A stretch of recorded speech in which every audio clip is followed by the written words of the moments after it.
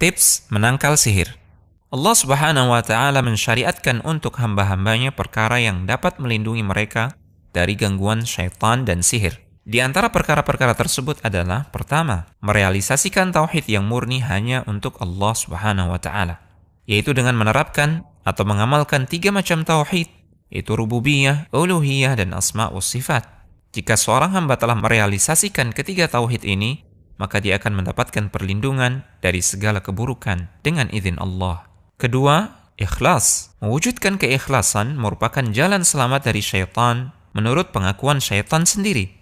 Sebagaimana firman Allah ketika menceritakan ucapan syaitan di dalam Al-Quran yang artinya, "Ya Rabbku, karena engkau telah memutuskan aku sesat, maka pasti aku akan menjadikan mereka memandang baik perbuatan maksiat di muka bumi. Dan pasti aku akan menyesatkan mereka semua, kecuali hamba-hambamu yang ikhlas di antara mereka."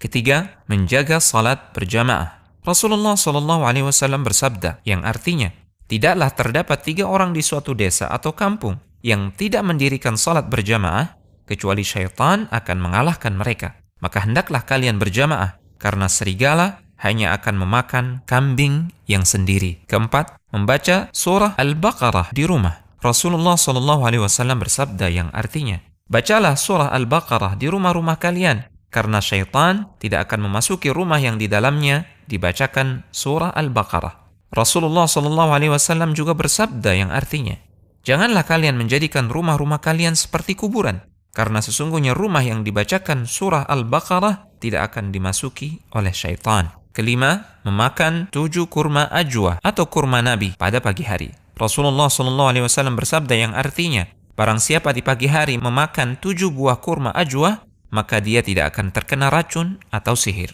Keenam, berdoa dan berlindung kepada Allah Subhanahu wa Ta'ala dari kejahatan tukang sihir. Allah Subhanahu wa Ta'ala berfirman yang artinya, dan aku berlindung dari kejahatan perempuan-perempuan penyihir yang meniup pada buhul-buhul.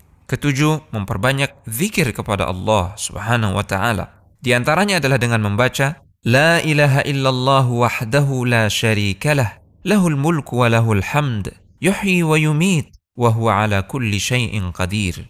Dibaca sebanyak 10 kali.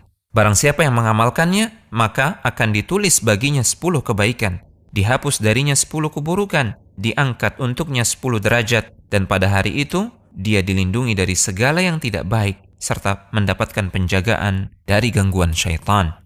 Kedelapan, membaca doa-doa yang diajarkan oleh Rasulullah SAW, seperti doa ketika masuk dan keluar rumah, doa di waktu pagi dan petang, doa ketika makan dan minum, atau doa ketika melakukan hubungan suami istri.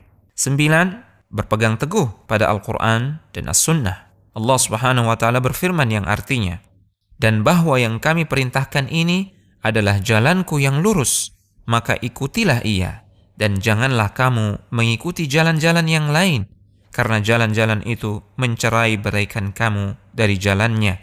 Yang demikian itu diperintahkan Allah kepadamu, agar kamu bertakwa.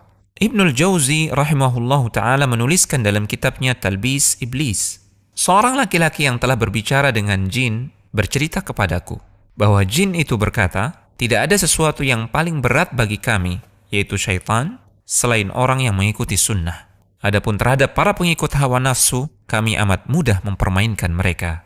10. Ruqyah, yaitu dengan membacakan Al-Quran dan doa-doa yang diajarkan oleh Rasulullah SAW kepada orang yang terkena sihir. Dengan niat yang ikhlas, penuh harap kepada Allah, maka orang yang terkena sihir akan sembuh dengan izin Allah Subhanahu wa Ta'ala.